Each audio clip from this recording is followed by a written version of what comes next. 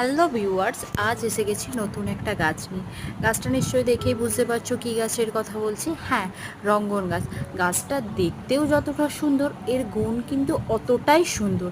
গাছটা তোমরা তোমাদের ছাদ বাগানে, উঠোনে লাগাতে পারো, পুরো রঙিন করে রাখবে। আচ্ছা চলো, গাছের উপকারিতা কিছু বলি। রঙ্গন গাছ তোমাদের পেট ব্যথা হলে, যাদের জ্বর কমতে চায় না, তারা এদের ফুল কাণ্ড বেটে একসাথে খেলে পারে জ্বর কমে যাবে। আচ্ছা, এই ফুলটা 12 মাস ফুল দেয়, কোনো রকম পরিচর্যা ছাড়াই। আর বৃষ্টির সময় তো এর রূপ খেলে। তোমরা যদি বর্ষার সময় এই গাছটা লাগাও, আজকে একরকম দেখবে, কালকে একরকম দেখবে।